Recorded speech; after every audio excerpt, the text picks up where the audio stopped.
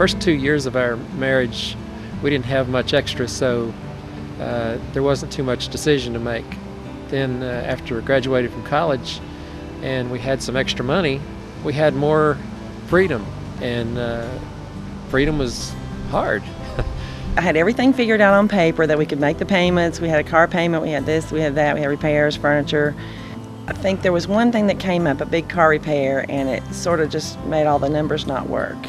I had trouble sleeping at night. I would lay in bed trying to figure out, okay, if we pay this payment by this time, then... So it was causing stress, and I think anytime there's financial stress, it comes out in the marriage. We're both self-employed, so that made it very complicated for us because we never knew kind of what money was coming in every month, and that had kind of put us in the hole. We weren't extravagant spenders, but just maybe weren't keeping tabs on things, and had made some choices that had led us to have a debt that was growing and became a burden.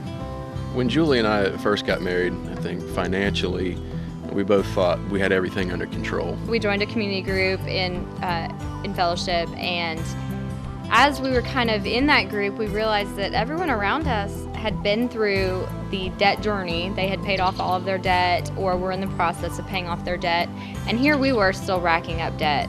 After living virtually paycheck to paycheck for 3.5 years and racking up almost 55 grand in debt besides our house, we thought, we do need to make a change. So we did.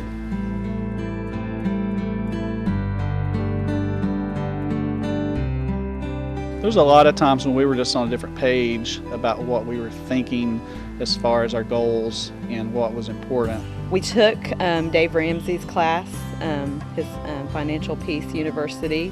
We really, in a lot of ways, went on a spending freeze, and that allowed us to become debt-free, other than the mortgage, other than our house, and it's just such a feeling of freedom. We both were impatient. We wanted things now. It didn't matter if we had a payment for 3 years, we wanted it now.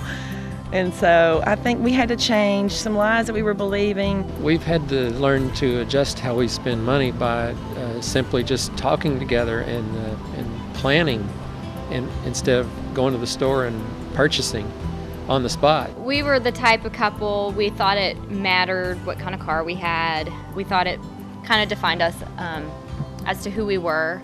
One day we had to sit down and assign real hard concrete budget numbers to all these areas of our spending, and that was tough. I mean, we had a budget before, but we just didn't stick to it. We kind of got the conviction and realized that we needed to sell the truck, so that was really a huge adjustment for us to think, oh well, we can't afford this. Like, that's just kind of outside of our, we can make the payment, but we can't pay it off right now, so we shouldn't have it. So just over the past year, we've really had to work together to support each other, encourage each other, and just focus on the importance of glorifying God by the way we handle our money.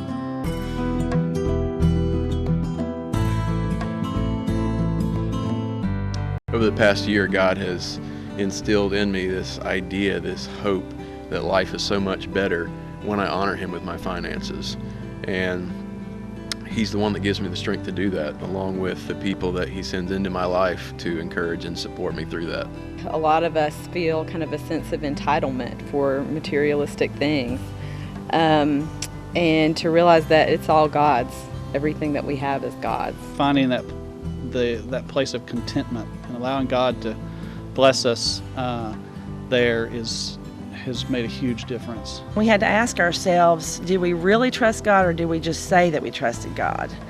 The washing machine went out, and we had two little babies, and I so wanted to go get the Sears credit card to go get and buy an appliance and buy a washer, and God just worked in an incredible way. And Tim was like, are we going to trust God, or are we going to trust our credit card?